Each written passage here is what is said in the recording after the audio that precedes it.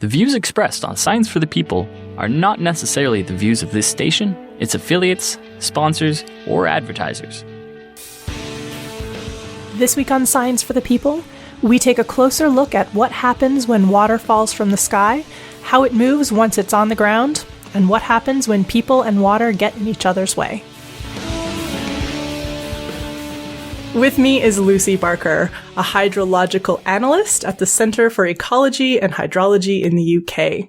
She works on a range of national and international research projects and contributes to operational projects including the National Hydrological Monitoring Programme, which provides an authoritative voice on the hydrological conditions throughout the UK, works to identify and interpret long-term hydrological change and variability, and produces a monthly hydrological summary, as well as reporting on extreme events like floods and droughts. Lucy, welcome to Science for the People. Hi, nice to talk to you today. Firstly, the term hydrological analyst is probably one not everyone has heard of. So can you give us a brief primer on what a hydrological analyst does? Yes, so hydrology is primarily concerned with the study of water flowing across the landscape. So it's fallen as rain or as snow, and it's now running across the landscape and reaching our rivers. So we're primarily interested in what happens between the water hitting the ground and reaching the sea, essentially, or the oceans. Interesting. So it doesn't really cover the idea of what happens when water hits the sea or when the sea hits the land. It's mostly about water falling from the sky in some form and how it makes its way to its final destination, which is probably an ocean of some type. Yes. Excellent. Yes, fresh water from the sky to the sea. So I wanted to talk about flooding because right now there has been a lot of flooding in the news, and it seems like this is something, it appears to be something that, at least from a perspective of an average person reading the news, it seems to be happening more often. So maybe we can start by talking about the different types of floods that can happen. Yep, so there are several different sorts of flooding that can occur. So if we start off, we can have fluvial or river flooding, which is possibly what we're going to be most used to seeing or hearing about. And so when it rains a lot or there's intense rainfall, it falls onto the land and flows over the land and reaches the river.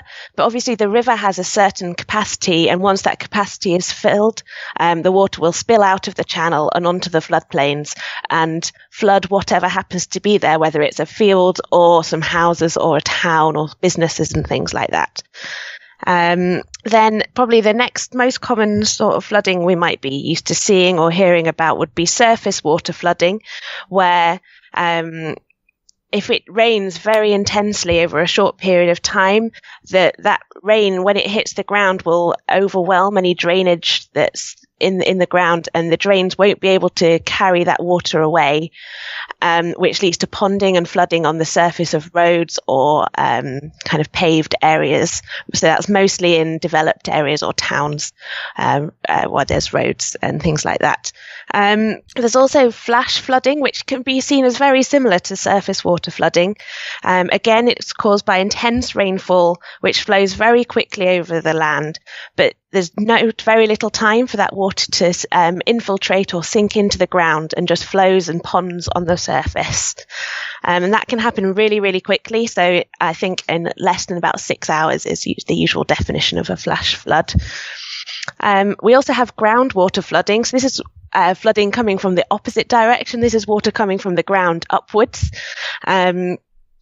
So if we have groundwater level, which is increased due to a prolonged period of wet weather, that water level in the ground will rise, and then where it reaches the surface, it will kind of flood out onto the surface, whether that's into your basement or whether it floods like underground or metro stations or right up into your living room and into the surface of your house. So I want to talk a little bit, before we get into specifically flooding, about how water from the sky and rain in particular interacts with the ground and what happens after it hits the ground. So I'm assuming that some amount of it will soak into the ground and fall down to whatever the natural water table of the area is, and that some will also end up, if there's a hill or a nearby river or a nearby ocean, that it will will also move down and drain into those existing bodies of water. Is that generally right, or have I missed something there? No, that's pretty much correct. Yeah. The rain will fall onto the ground. If it can infiltrate the ground, if the geology is permeable, then it's possible for the water to infiltrate the ground. If it's impermeable, it's just going to run straight off the surface. So that's whether that's to do with the geology or whether it's a paved surface.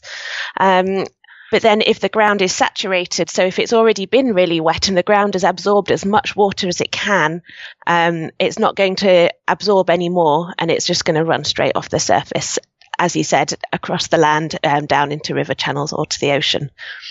When we talk about the existing water table, I sort of hear that term all the time, but I don't actually know exactly what it means or how it's determined. So can you talk a little bit about what a water table is and how it changes? The water table is the level of the water which is stored within the ground, within what you might call an aquifer, which is a permeable rock type which will hold water.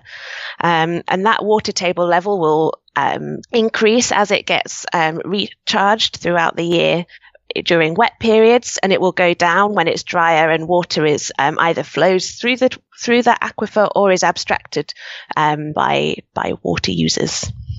So this is something that naturally fluctuates with normal weather, with sort of normal seasonal patterns, that kind of thing. Yes, it has a very seasonal cycle throughout the year. So here in the UK, we have our highest kind of water table levels in spring at the end of the winter recharge season, and then throughout the rest of the year, they decrease over time before we get to the next winter and they're recharged again. That's the normal seasonal cycle.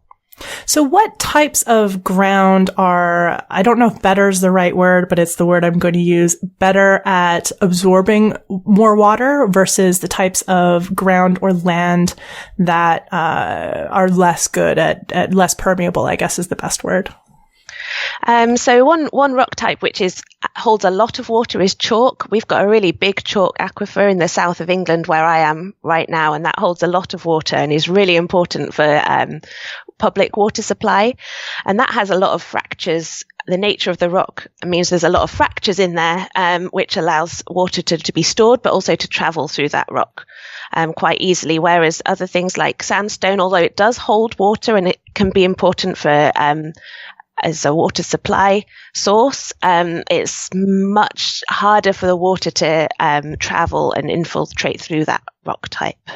So it's more likely to kind of flow over it with less of it going through the rock itself. Yes, and things like granite, which that metamorphic type rock, that's not going to infiltrate any water at all because of the nature of those rock crystals aren't going to allow water to travel or through it.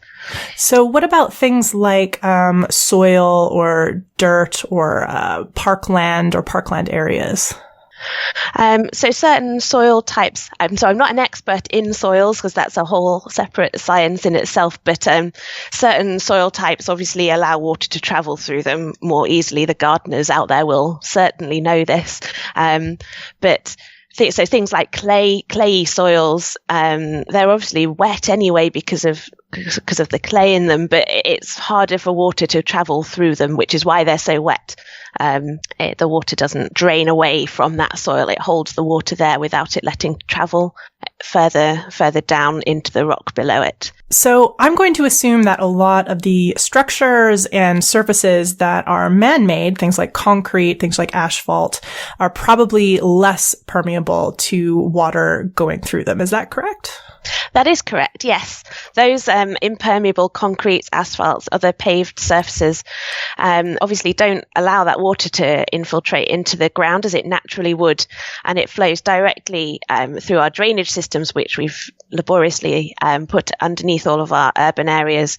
And that water, when it enters into those drains, it's going to go directly to the river, which means that river level is going to increase a lot more quickly than it would have done naturally if the water had just been able to infiltrate into the ground or run over the natural, really rough ground that would have been there naturally. So to some extent, one of the problems we have with cities is they kind of make drainage almost too efficient for the rivers that are around them because they're getting water there too fast. Yes. That's a really good way of putting it. Interesting. It's not really something that you think of as being a problem, efficiency. Usually we want efficiency, but in this case, perhaps being slightly less efficient would be better.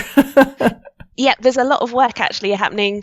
I know here in the UK where we're looking at trying to slow the flow of floodwater down. So slow the flow of water up in headwaters. So it takes a lot longer for water to reach the cities. And we're doing that by making ground and channels a lot rougher, which means that it takes longer for the water to reach further areas further downstream.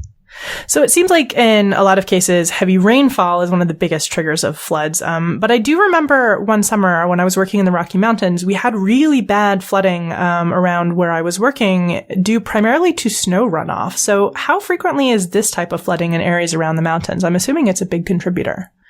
I'm certain it will be a really big problem in many places. In the UK, we don't have such a big problem with snow melt because we don't have too much snow apart from up in the Highlands in Scotland. But if that snow melt happens very quickly, or when it's been wet from rainfall as well, then all that extra water has to go somewhere, and it's going to cause problems if there's nowhere for that water to go, whether that's into the ground or into the river channels. So when we're talking about flooding, I'm interested to know how predictable or unpredictable floodwaters are, because to some extent it seems like a certain amount of flooding is predictable or quote unquote normal for particular areas. You know, heavy rainfall happens, rivers kind of bulge or maybe overflow their banks a little bit into the surrounding floodplains. That seems very predictable to me. But then there's also seems to be a type of flood that happens much faster, maybe the flash floods, where it seems like how that water interacts with the landscape suddenly becomes a lot more unpredictable and potentially a lot more dangerous. Yes, that's true. So we have to remember that flooding is a natural process. It's going to happen naturally at certain times of year or in certain locations much more regularly than others. And on a natural floodplain, the plants and animals that live there are going to be adapted to that natural flooding kind of cycle. We often hear floods and rainfall discussed in terms of the 100-year flood or the 500-year flood. This seems to me like a bit of a strange way to describe something like this, because usually we might suspect it to be, if we're talking about the risk of something or the extreme nature of something, we might say a flood of X severity is 2% likely. So why say it's a 100-year flood or a 500-year flood? So you did actually mention how likely it is, and that's essentially what that 100-year flood is telling you. So a 100-year flood has a 1 out of 100 chance of happening every year. So yeah, it's just an indication of how likely it is to occur, and it is a confusing way of putting it. And there's a lot of discussion, I know, in the literature which is around how we can best explain return periods, or is there better ways that we can describe this probability of a flood happening. But so a 100-year flood does not mean that it's only going to happen every 100 years, which I guess is what it sounds like it might do. But as I said, it's a 1 in 100 chance of occurring in a given year, which is equal to a 1% chance of it happening in a given year. Whereas a 1,000-year flood would only have a 0.1% chance of happening in a given year. But it does mean that you could have a 100-year flood 2 years in a row or 3 years in a row if you were really unlucky. Right, because probability doesn't work the way we want it to work, unfortunately. Exactly. I'm curious, given that in a lot of places, we don't necessarily have a lot of historical data around flooding. Do those numbers change frequently in some cases or for some regions? So do we kind of revise on a regular basis or maybe not a regular basis what a 100-year flood for any particular place means? Yes, you're entirely correct. there. As we get more data and more data are collected, those return periods are going to change, and what a 100-year flood is going to change over time as more floods occur, because it's just based on the events that have happened in that record. I suspect that this might be kind of maybe a difficult way to try and track trends, or maybe complicate the problem of trying to track trends in flooding, just because the data is changing, but just by nature of we don't have that much data. And so every bit we add is at this point still going to sort of change it no matter what sometimes. So in a way, yes. But if you were looking at the occurrence of floods through time, you probably wouldn't use a return period. You would use the flow value that was recorded in that event rather than its equivalent return period. So the flow value isn't going to change over time as we collect more and more values. So that's a fixed measurement that we can then work with as we over time. Remind me what the flow value was again?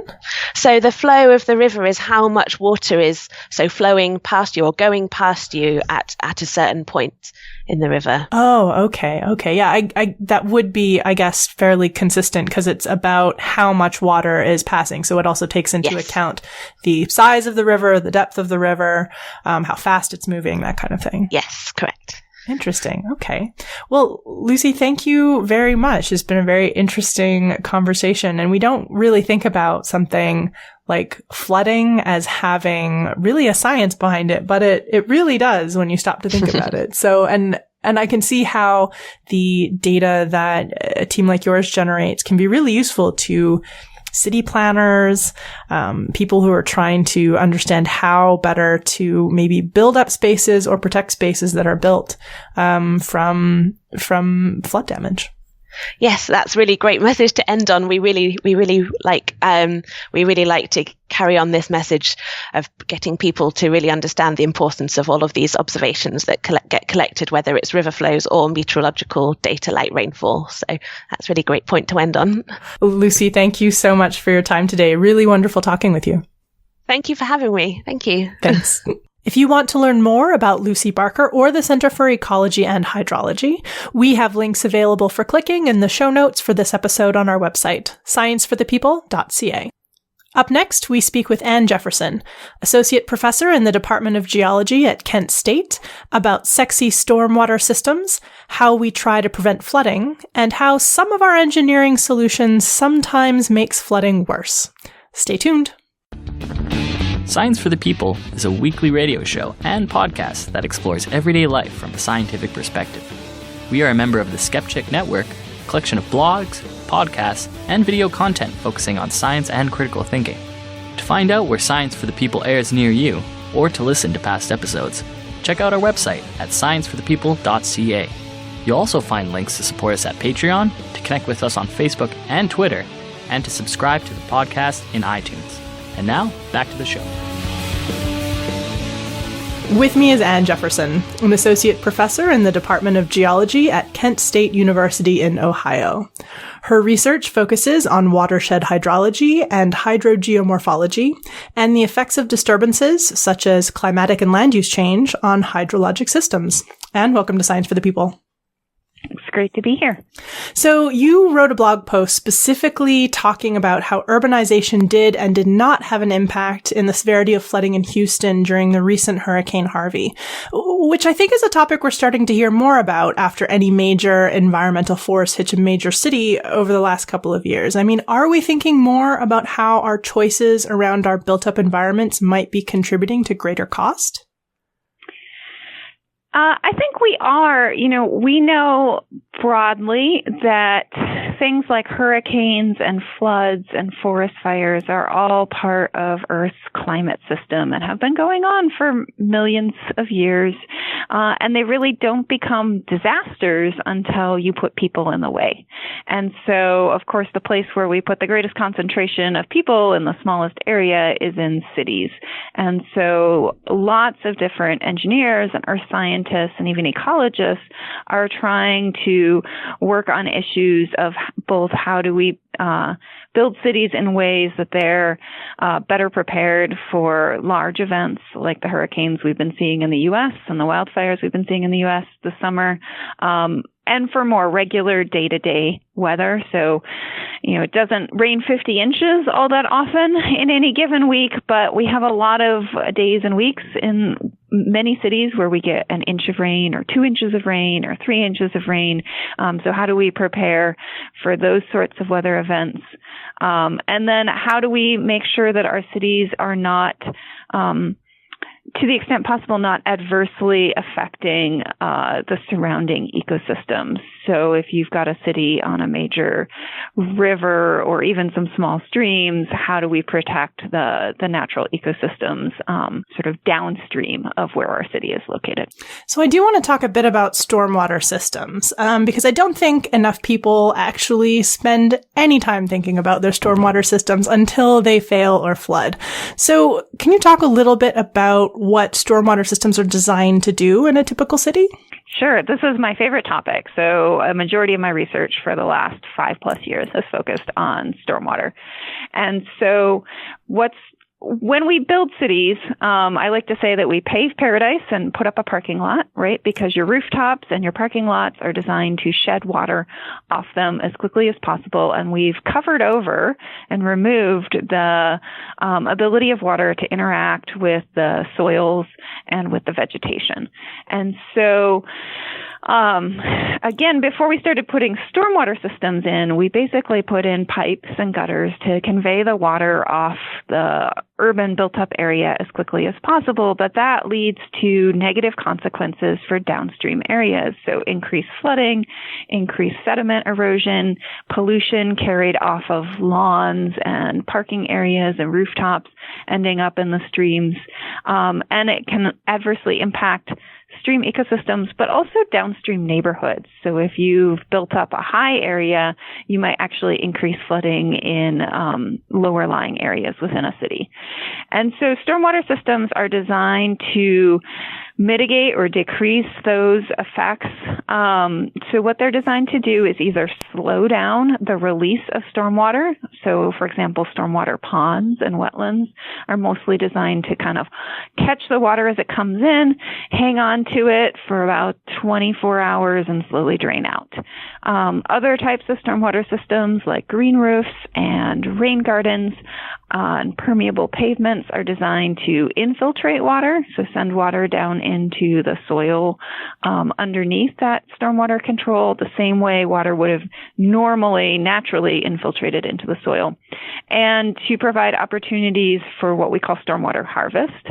So stormwater harvest can be reuse by humans, so like a rain barrel that you then use to irrigate your garden or flush your toilets, or it can be harvest through plants taking up the water and evapotranspiring it.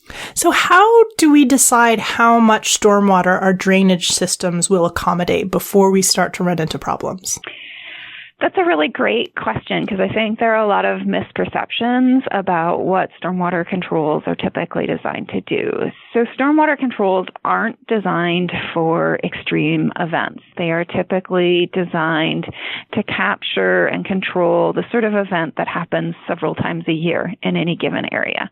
So, for example, I live in Ohio, and our stormwater controls are designed to capture the runoff from the first 3/4 inch of rain.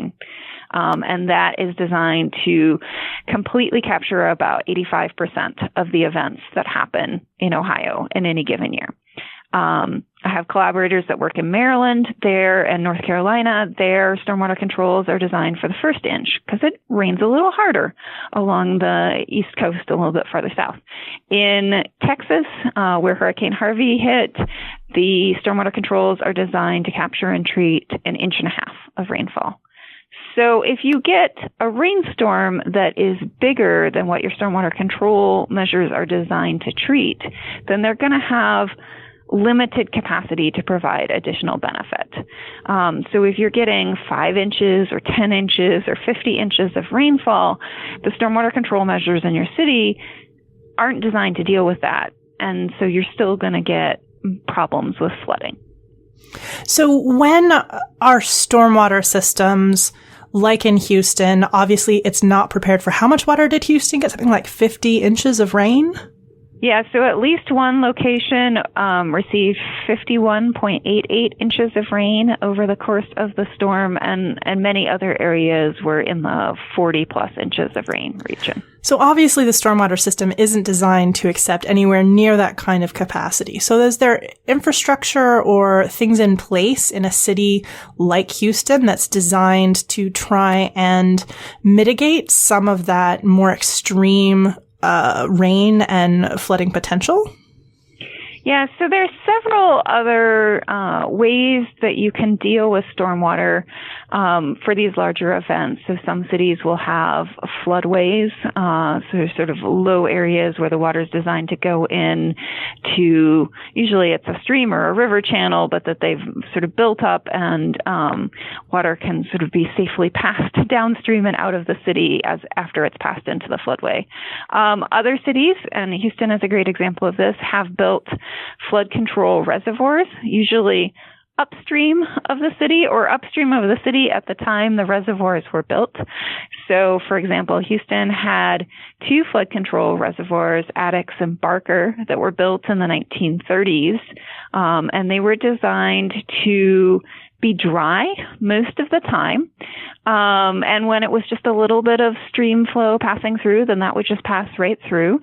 But when there was a lot of rain coming down, the gates could be lowered on these reservoirs, and then they would fill up and prevent catastrophic flooding from reaching downtown Houston. Well, since the 1930s, Houston's gotten a lot bigger, and so now there are a lot of neighborhoods up right around the reservoirs and immediately downstream of these flood control reservoirs, and precipitation has gotten more intense. And so one of the issues of depending on flood control reservoirs for protecting your city is that, just like stormwater control measures, they have a limited capacity. Now, that limited capacity is much bigger, but in the case of the flood control reservoirs around Houston, they were built for something like 15 inches of rainfall. And so they did their job for the first 15 inches of rainfall. They filled right up and they prevented flooding in the downstream communities. The problem was that it kept raining. And so once your flood control reservoir is full and it's at the top of the dam, there's no more capacity to buffer any additional rainfall or inflow coming into them. And at that point, engineers have to look at protecting the structural integrity of the dam. So the dam operators may be forced to actually release some water from the flood control reservoir, and potentially doing it while flooding is still going on downstream. And in the case of Hurricane Harvey, they had to do it, unfortunately, at the peak of flooding downstream. And so that actually made flooding worse in some neighborhoods downstream of the reservoir, and upstream of the reservoir too, because of the particular geometry of these reservoirs. But the dam operators were making those decisions because the worst case scenario is that your flood control reservoir fails, that it breaches, that the dam breaks, and then you have a 50-foot wall of water racing down towards the city that your flood control reservoir was designed to protect. So yes, there are other ways of trying to deal with urban runoff and prevent flooding in urban areas. But just like with stormwater control measures, they are designed based on a certain hydrology, a certain size of event. And if you get something bigger than that, then they can't continue to help, and in some ways can potentially make things worse. So why don't we make the dams higher? Why don't we make these spaces able to accommodate more water or hold up and slow down more water? Right. So that's a great question, because that seems like the obvious thing. Why don't we make our rain gardens able to infiltrate 5 inches of water? And why don't we make our flood control reservoirs able to hold 25 inches of water? Space and cost. And those two things go hand in hand. So if we build for bigger capacities, able to treat bigger storms, we're going to take up more land area. And that land area is the area we're trying to urbanize, right? That we're trying to build our shopping centers on, or we're trying to put a new housing development on. And if you're now telling people that, say, 25% of your land that you've bought for housing development has to be stormwater ponds or wetlands, then that's a big economic cost to those developers. The same thing with the flood control reservoirs. Particularly in relatively flat areas in terms of flood control reservoirs, for every additional height, say for every additional foot of dam height that you'd want to build onto a reservoir in a mountainous area, you might not be increasing the surface area of the reservoir that much. But for every additional foot of dam height that you are trying to build, say in Houston, you're going to be increasing the surface area of the reservoir potentially by hundreds of acres. And again, that's land that could be put to other uses. So there's a cost there. So we can't just easily say, okay, now the worst storm on record in Houston has dumped something like 4 feet of rainfall. We're going to redo all of our stormwater control measures and all of our flood control reservoirs to deal with that sort of storm, because it would be enormously expensive in terms of both land and dollars. I also wanted to talk a little bit about levees. So can you talk about how they're designed to work? Sure. So levees are basically walls built to constrain where a river can flood.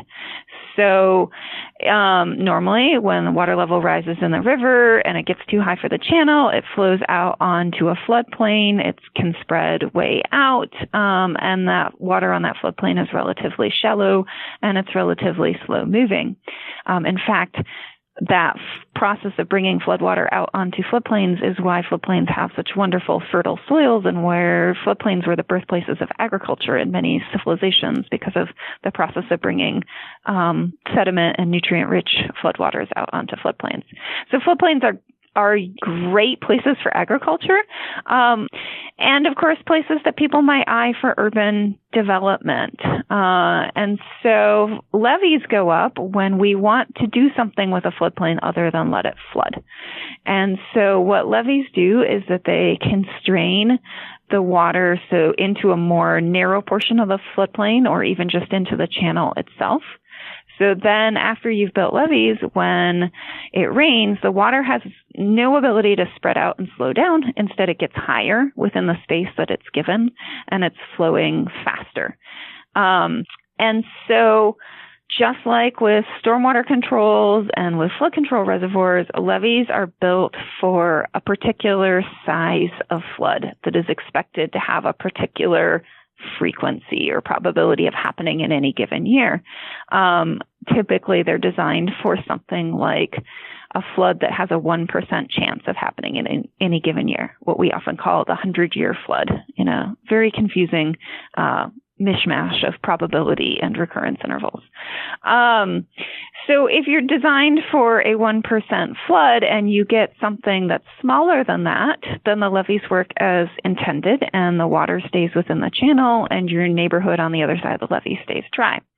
If you get a flood that is bigger than what the levees are designed for, the levees can be overtopped, and then you get flooding in the neighborhoods, or they can fail, and then you get flooding, catastrophic flooding in the neighborhoods.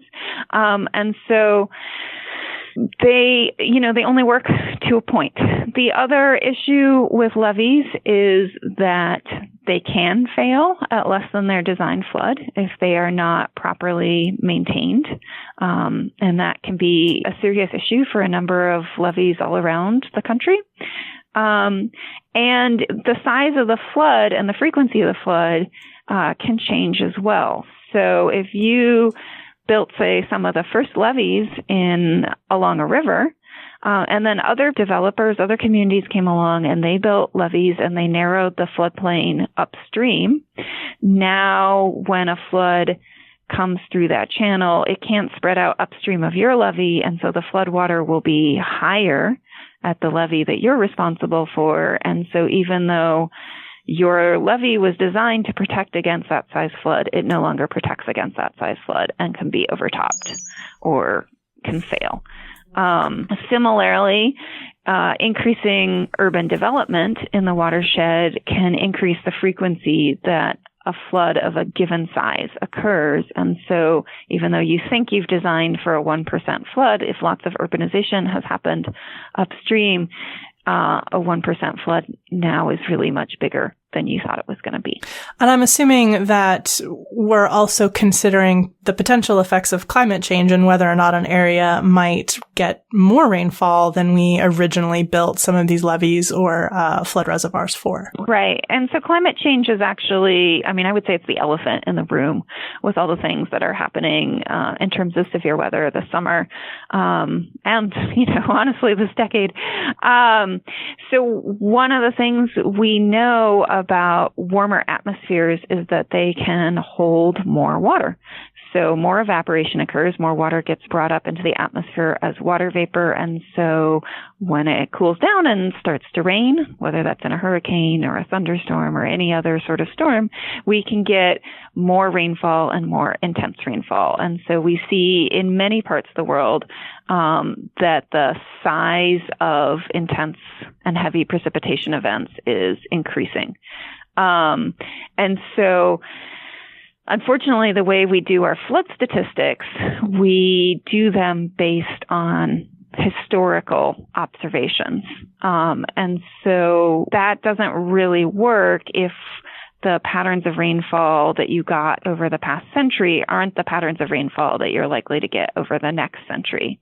It also doesn't work really well for these extreme events like we're getting with the hurricanes, because oftentimes we are basing our estimates of the probability of something occurring on a few decades, maybe 100 years worth of data. And so when you get something coming in that's much bigger and you hear the media and politicians say, well, that was a 500-year storm or a 1,000-year storm, or I heard somebody recently say that Harvey was something like a 500,000-year storm. We do not have the records to constrain those extreme probabilities. So we really can't say with any level of certainty that things are a 1,000-year probability, or whether that's really maybe something that's much more frequent but we just haven't happened to have seen it in the history that we have recorded. It's really hard when we're talking about the probability of rare events because by their nature, they are rare. Right, exactly. So in your post, you also talked about the idea of some of the damaged buildings being outside the 100-year floodplain. Can you talk a little bit about these designated floodplains and who designates them as such? Sure. So again, the 100-year floodplain is based on the expected height of the flood that would occur in about 1% of years, or 1 out of every 100 years. And the most important point to take away is just because we had a 100-year flood in 2017 does not mean we are safe till 2117, right? These are independent events. But these 100-year floodplains are based on hydraulic modeling that FEMA does, based on rainfall on the watershed being routed through the channel, and then how will that spread out of the channel during these size floods. It takes into account flood control reservoirs. It takes into account levees. But it is, again, based on historical data and does not consider climate change. It also, these 100-year floodplains are mapped based on the current levels of development in the watershed and do not consider future urban development.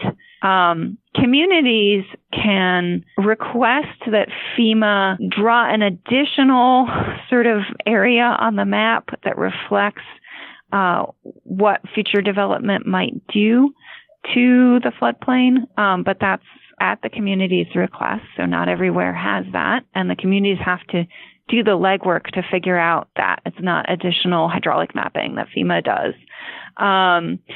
And so the regulatory 100-year floodplain is just based on current conditions, and they're based on current conditions where current is whatever year FEMA did the mapping. So FEMA focuses a lot on urban areas, again, greatest concentration of people potentially in harm's way, but sometimes maps are still out of date relative to the amount of development that occurs. If you live in a 100-year floodplain and you have a mortgage, you are required to buy flood insurance from the National Flood Insurance Program. If you live outside of the 100-year floodplain, you're generally not required to buy flood insurance. So most of those people whose houses are damaged outside of the 100-year floodplain are not likely to have any recourse to flood insurance payments to help them rebuild and recover from the damages. So in the example of Harvey, why are we seeing so much damage outside of the 100-year floodplain? Well, for one thing, I think most of us would say this was a bigger than 100-year event. It was a bigger than 1% probability event to get this much rainfall in a single storm. So, of course, the flooding would spread out farther than that 100-year floodplain. And then the second answer is that potentially the effects of levees along the channel, of development within the historical floodplains and historical wetlands within the watershed, and then overall urbanization exacerbated flooding during this event. I'm interested in that we designate these areas as floodplains, but quite often we still see building and development there. So it just strikes me as weird that we would decide to build and live in places that have a very high likelihood of flooding in our lifetime. Right. So that's a really interesting observation. So a couple things to sort of think about is that if you want to build in a 100-year floodplain, you could put up a levee if local regulations allow that, and if you can show that your levee isn't supposed to exacerbate flooding for other communities. And then once you're behind a levee that gets certified as built to withstand a 100-year flood, then suddenly that portion of the floodplain is no longer considered in the floodplain. The second is that you can build in a floodplain if you fill above the elevation of the flood that would be expected at that probability. So you could put houses on sort of mounds of fill, or you could put houses on sort of concrete block bases or stilts, and then you can develop in the floodplain. So there are ways around the sort of designation of the 100-year floodplain that allow development to continue. The other thing, I think in many urban areas, we didn't start out developing on the floodplains. People historically knew those are the areas that flood. If we're going to put a house, we're going to put it up in the high area. And so then when you get infill development, particularly if you have developers looking for cheap land, the places that are going to be left are going to be the floodplains and the wetlands. So those historically low and flood-prone areas are going to be later developed, maybe developed with less expensive housing than the high areas where you're going to put more expensive housing, and those probably would have been developed earlier as well. So how do we avoid this? Is there a way that we can engineer ourselves out of these more extreme flooding events? That's a great question. For these really huge events that we've been seeing, I don't know that we're going to realistically be able to remold Houston or other cities in a way that same sort of extreme event could come and we wouldn't see any damage. But we can do better in terms of smaller events and taking people out of the most risky and flood-prone areas. So there are some hard fixes and there are some easy fixes. One that should be a relatively easy fix, but isn't, is fixing the way flood insurance payouts happen. So again, if you live in the 100-year floodplain, you're required to buy insurance. And then if your house is damaged or destroyed in a flood, you get money to replace the house in the same location. Frequently, there's nothing to stop you from rebuilding in that same location. So about 1% of properties insured by the U.S. National Flood Insurance Program receive over 30% of the payouts from the program. So there are homeowners that have been wiped out time and time again. They get the money, they rebuild. The next big flood that comes along, their house is damaged or destroyed, they take money again. So if we could fix our flood insurance program so that repeat payouts were disincentivized, and that there was more money available to move some of those most flood-prone homeowners into safer areas, that would be a great thing that we could do, just fix policy-wise. Of course, socially, the reason those homeowners keep coming back is that's their home, that's their community, that's their neighborhood. That's where they have deep sort of familial or cultural or just neighborhood ties. And so we can't just pretend that it's just a technocratic fix. I mean, we have to recognize that there are social costs with that. Other things we can do are to really, really disincentivize further levee building and floodplain building in floodplains. And it would be great if we actually could start to consider likely build out and likely climate change impacts on those flood probabilities and where the floodplains are going to be when development occurs, and not just where they were 20 years ago. So I think trying to keep people from further encroaching on the floodplains is a really key thing that we could do.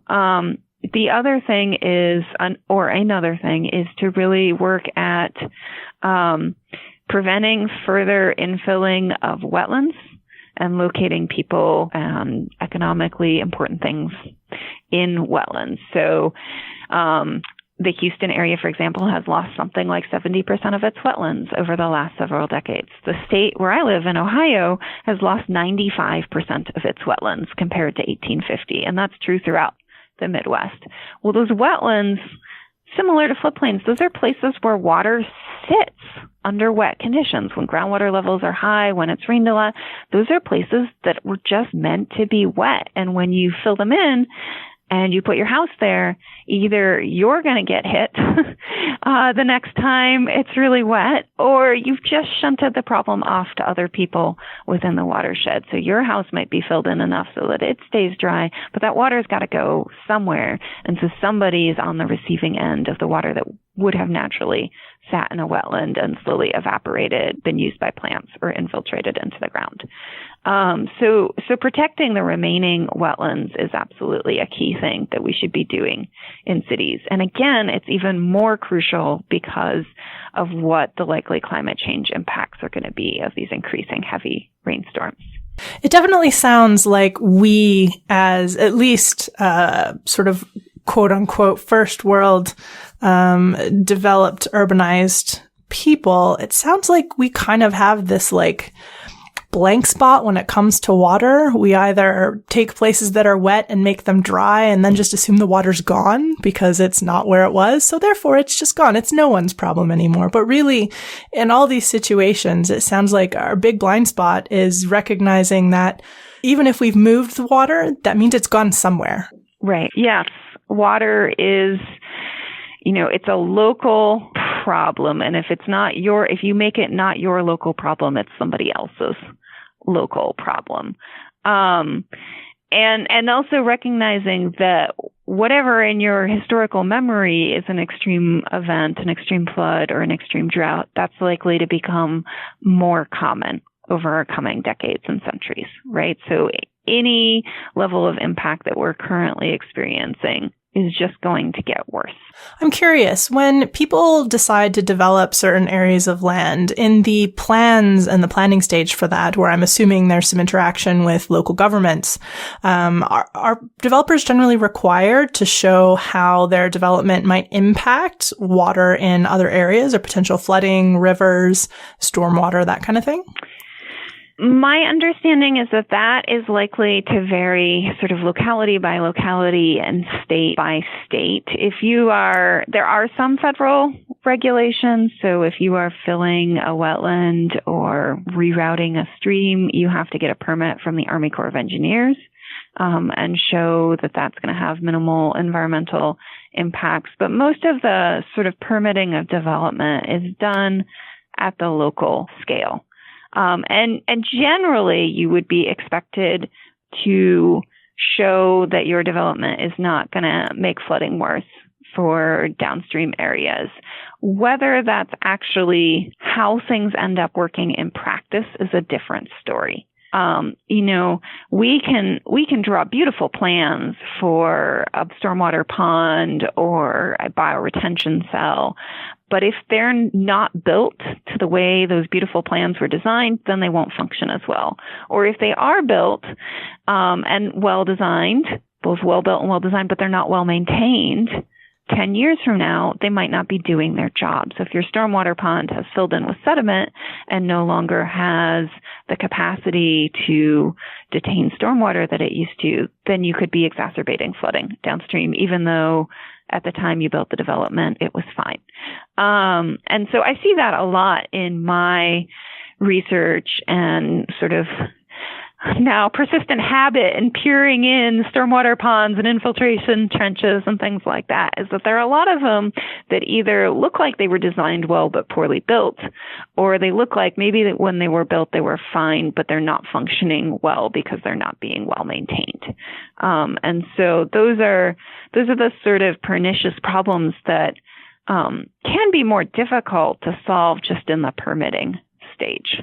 It's always difficult when we talk about maintenance because it's one thing to spend the money to build a thing, but oftentimes the more difficult problem is how to maintain the thing once it's been built. Right. And especially with some of the newer types of stormwater controls, things like bioretention cells and permeable pavements, things like that, where they're trickier. They're not just concrete, right? And so now you're talking about convincing maintenance crews, like retraining or sort of changing the mindset of highway departments and maintenance crews that you've got to, not scrape the sand off the parking lot and into your rain garden because that's going to change the way your rain garden functions, or things like that. And so sometimes, it's a problem both ends. Either they don't get maintained right, or cities are hesitant to adopt these newer and potentially more effective forms of stormwater management because they're not sure that they can get buy-in, or they don't think that they will ever be able to get buy-in from the maintenance crews. And so they go with the more sort of pipe-based systems because that's what their crews know how to design and maintain. I'm assuming as well there's a big problem with stormwater not being sexy, and so the only time we really tend to think about it is after it's failed us. Yes. So this is something I feel really passionately about. So I was actually a AAAS Leshner Leadership Institute Public Engagement Fellow for 2016-2017. So sort of just ended my year of fellowship. And my goal was to really get this message out there that stormwater plus climate change is a huge issue that we need to be paying more attention to. And in some ways, I look back on my year of activities and I feel like I failed. But it wasn't for lack of trying, I had some really frustrating conversations over the course of the year with reporters and, different organizations. I'm trying not to badmouth any organization here, that are really working on promoting public engagement with science, because they seem to say, well, if people don't already care about that, why should we spend any airtime or any of our resources on promoting this message? And it's like, well, how do you get people to care about it if nobody's willing to spend any airtime or any resources on helping them figure out why they should care? And so I'm pretty active on social media. That's part of what I can do. I take any chance I get to talk to a reporter or a podcast, and try to get this message out. But I actually sort of debated with my other Leshner fellows, should I just tag my efforts "Stormwater is sexy"? Because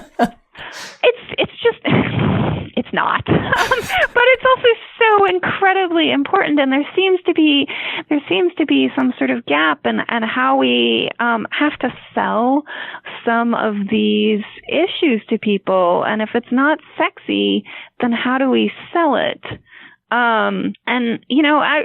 It's really sad that it takes these extreme flooding events where you're seeing displacement of hundreds of thousands of people to suddenly have the media start using the word stormwater. And I will also say that I don't think I've said this yet, this interview, I don't think that urbanization is really the major piece of why we had so much flooding during Harvey. We just had an overwhelming amount of rainfall, again, bigger than what we would ever be expected to design stormwater management for. And even in a natural landscape, we would have gotten a heck of a lot of flooding from 4 feet of rainfall. And so now the media is paying attention to stormwater and to urbanization impacts on watersheds, but it's actually not the best time to be having this argument because it isn't the clearest case. It's more the sort of run-of-the-mill local impact floods. It was an intense rainstorm on Saturday afternoon in this watershed outside of Cleveland, and now we have all this flooding in a downstream community. That's the time we should be talking about stormwater management. It shouldn't be the 50-inch disaster where there are very, very few places in the world that could have handled 50 inches of rainfall. I mean, that is the thing with something like what happened in Houston and what has happened in the wake of Hurricane Irma. We're actually talking in the midst of Hurricane Irma. I think Irma's just hit landfall in Florida. Those kinds of events are just like I don't think there's a way that we can really engineer ourselves to be indestructible to those types of huge, very extreme events. But they do generate a lot of pictures and they do generate a lot of interest in a topic that oftentimes gets left to the wayside. It's difficult to think. I'm sure it's difficult to think, are we taking advantage of this horrible event? That's not really what we're talking about. But at the same time, if we don't talk about it now, then maybe we won't get a chance to talk about it. Right. And again, I think going back to what I said at the very beginning, these events become disastrous because we've put ourselves in harm's way. And so that is absolutely the right time to be talking about urbanization and urban development patterns with regards to extreme events. Should we be building, huge high-rises on a beach when we are prone to flooding now at high tide, in a known hurricane zone? Like, we should be having these conversations around extreme events, about just generally where we put ourselves, particularly in a climate changing world.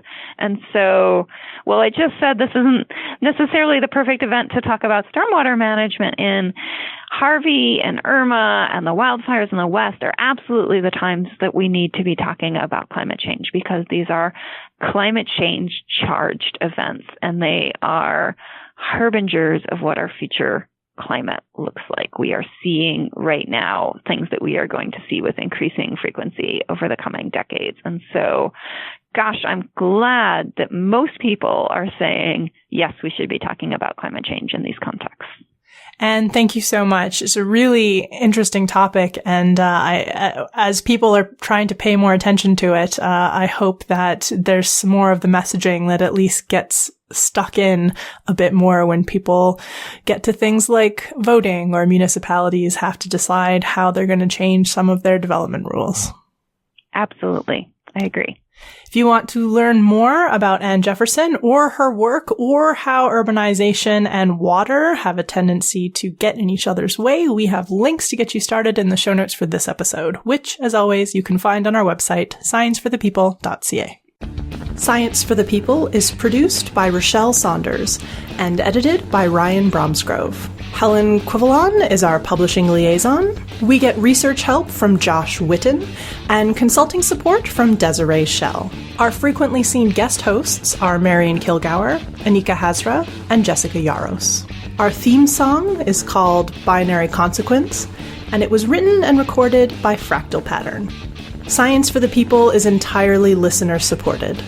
You can find us on Patreon, where you can support us with monthly donations in any amount, or you can send us a one-time donation in any amount via the donate page of our website. Science for the People is created in partnership with the Skeptic Network. a collection of blogs, podcasts, and video content focusing on the intersection of science, popular culture, politics, and social justice. You can find out more about Skepchick at skepchick.org. The show is hosted by science news writer Bethany Brookshire and me, Rochelle Saunders.